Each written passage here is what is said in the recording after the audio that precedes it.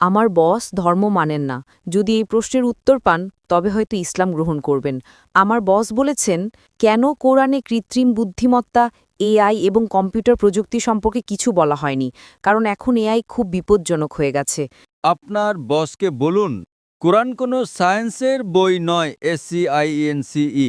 যদি কোরআন সায়েন্সের বই হতো তবে এটি বিশালাকারের হতো। এই যে ভবনটি দেখছেন, এর ভেতরে যত বই রাখা সম্ভব সব বই মিলেও এর সমান হতো না, যে আপনি কোনোদিনও তা পড়ে শেষ করতে পারতেন না। আপনি কি বুঝতে পারছেন? হ্যাঁ ডক্টর।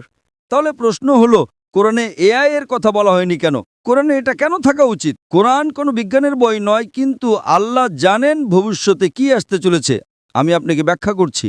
1 নম্বর, মানুষ আমাকে প্রায় জিজ্ঞাসা করত যে ইসলামী শরিয়া অনুযায়ী যদি আপনার কাছে ভিডিও রেকর্ডিং থাকতো তবে তা ইসলামের চেয়ে সুবিধাজনক না। প্রত্যক্ষদর্শী হলো প্রাথমিক প্রমাণ। ভিডিও রেকর্ডিং গ্রহণযোগ্য ছিল না। আজ যখন কৃত্রিম বুদ্ধিমত্তা এসেছে, আপনি সহজেই আপনার ডাকাতের একটা ভিডিও তৈরি করতে পারেন। ঠিক না ভুল? ঠিক। তাই ইসলাম অনেক উন্নত। আল্লাহ জানতেন এআই আসতে চলেছে। আপনি কি বুঝতে পারছেন? হ্যাঁ।